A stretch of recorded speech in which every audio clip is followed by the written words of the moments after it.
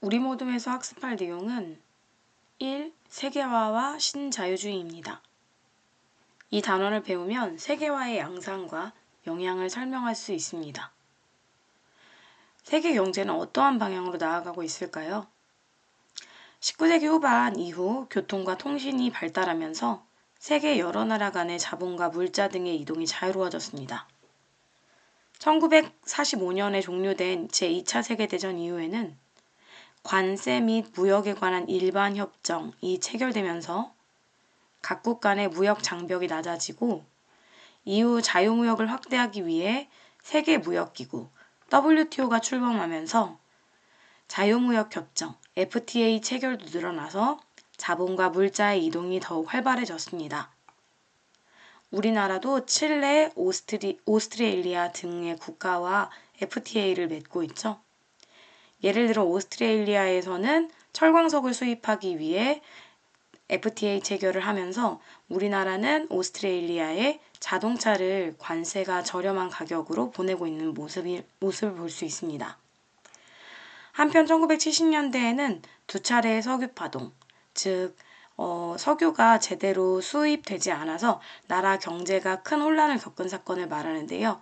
오늘날의 미국과 이란의 전쟁으로 인해서도 석유파동 위기에 처해 있는 상황입니다.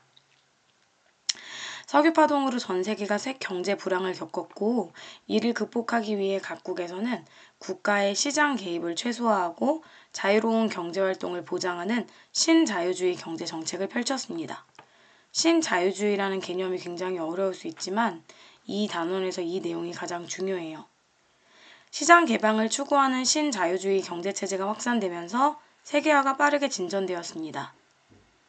그렇다면 신자유주의의 명암을 한번 볼까요?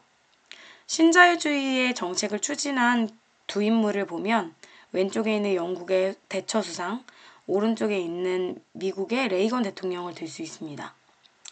신자유주의는 경제활동에 관한 정부 규제를 완화하고 민간의 최대의 자유를 보장해주고자 한 정책인데요. 이를 위해 시간제 계약직이 주로 고용되거나 인간 대신 기계가 주로 사용되는 등 노동과 생산 분야에서 이전과는 다른 방식이 채택되었습니다. 이에 따라 기업은 예상하기 어려운 시장 조건의 변화에 빠르게 대응할 수 있게 되었죠. 하지만 기업의 생존을 위해 노동자 협력업체 등이 기업이 생존을 위해 노동자 협력업체 등을 고려하지 않고 산업 구조가 조정되면서 노동자의 힘도 약해졌습니다. 또 복지정책이 축소되면서 빈부격차가 심해지기도 했습니다.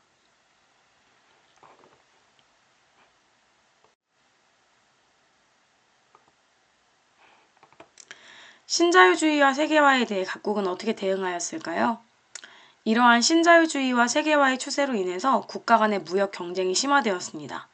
이에 가까운 이웃 국가끼리 협력해서 공동의 이익을 추구하고자 하는 지역 단위의 경제 공동체가 등장하기 시작했는데요. 대표적인 경제 공동체로는 화폐도 단일화폐를 사용하는 굉장히 큰 규모의 경제 공동체인 유럽연합, EU가 있고요. 동남아시아 국제연합, 아세안이 있으며 작년에 우리나라에서 2025년에 우리나라에서 그 회의를 열었던 아시아태평양 경제협력체 APEC이 있습니다. 한편 세계 경제 상황이 계속 변화하면서 지역이 함께 성장해 나가는 방향보다 자국 중심의 발전을 중요하게 생각하는 움직임도 나타나기도 하였는데요. 이러한 분위기 속에서 영국은 유럽연합에서 탈퇴하기도 하였습니다. 그래서 그렇게 영국이 유럽연합을 탈퇴한 사건을 브렉시트라고 하는데요. 영국을 상징하는 브리튼과 탈퇴를 뜻하는 엑시트를 합성해 만든 단어입니다. 영국은 이민자 문제와 남부 유럽 국가들의 재정위기에 부담을 느껴 유럽연합 탈퇴를 고민했어요. 결국 2016년 6월 유럽연합 탈퇴 여부를 묻는 국민투표를 실시한 결과 2020년 1월 31일 유럽연합에서 공식적으로 탈퇴했습니다. 하지만 영국은 브렉시트를 후회하는 움직임이 보이고 있어요. 세계화는 어떠한 변화를 가져왔을까? 세계화는 국가 간의 장벽이 낮아지게 했습니다.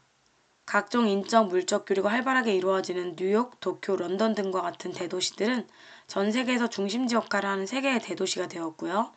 국경을 넘어 여러 나라에서 생산과 판매를 벌이는 다국적 기업, 코카콜라, 삼성, 나이키 이런 기업들이 있겠죠?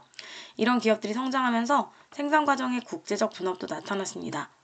또 문화적 교류가 활발해지면서 세계의 다양한 문화를 직간접적으로 경험할 수 있게 되었죠. 우리도 지금 즉시 유튜브에서 다양한 나라의 문화를 교류할 수 있죠? 또한 세계화가 진행되면서 사람들은 국적이나 인종에 구애받지 않고 전 세계의 공동의 문제를 해결하기 위해 함께 노력하고 있습니다. 아래 나와 있는 세계의 주요 경제 공동체를 꼭 한번 보기 바랍니다.